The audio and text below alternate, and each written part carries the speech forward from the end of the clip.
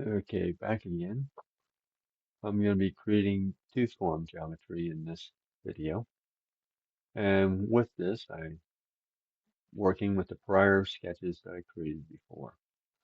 So I'm going to zoom out a little bit, create a new sketch.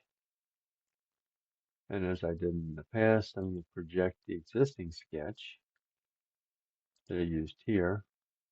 And I'm going to create it as reference and maintain the associativity. Need that. Now, one of the pieces I don't need is the spline. I'm going to recreate it um,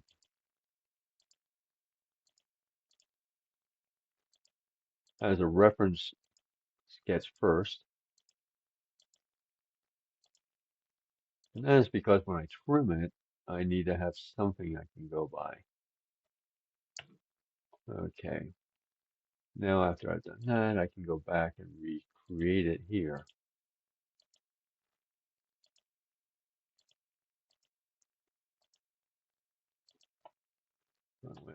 Actually, back up a second.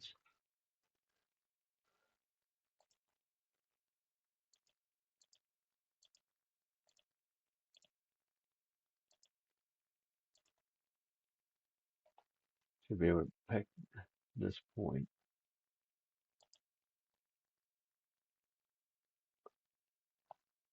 Now it might look like it's off the arc, but it's not really. One of these things where you have to work with the resolution of the CAD system itself. I just realized when we're zooming up on features, we're getting into the millions.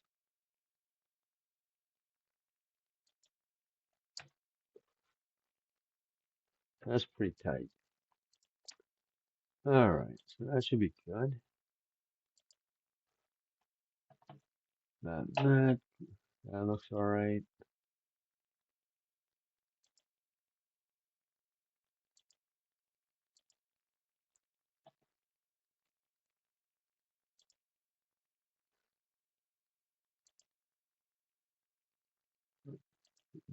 Please, that here, and I want to go to here.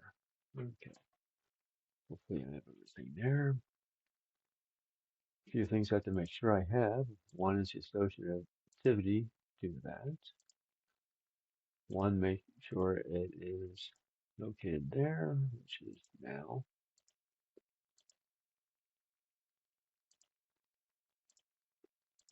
Okay.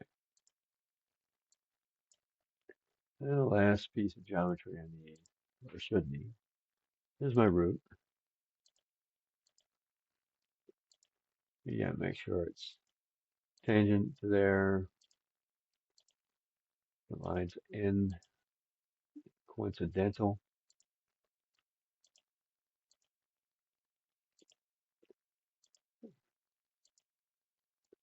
Then we'll give it something that can change.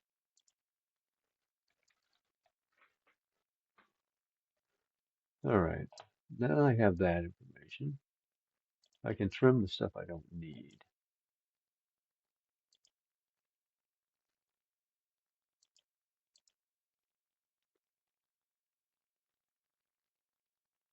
Okay, so that's created that to form. Good. Now I need the mirror this, and this through my center line. And here we go. We can trim this again.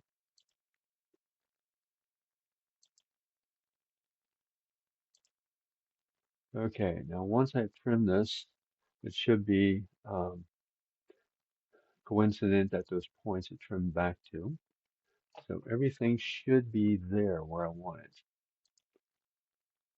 Now, if I go into my equation editor and I adjust things just to make sure for the sanity check, to check my work.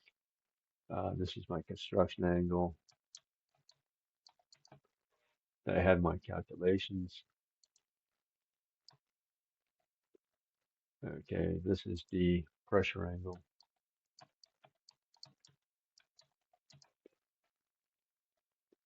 This is my what I call root diameter.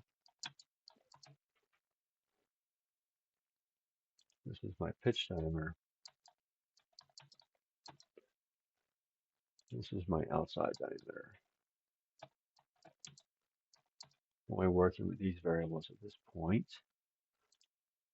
Get them all in one place at the top of the list. Now I can adjust this to match what I did on my spreadsheet for my driven gear to see if everything just adjusts correctly.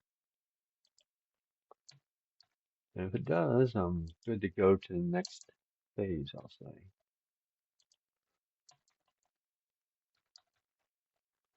Okay, if I adjust that, then we'll see that I actually did have my two form follow that.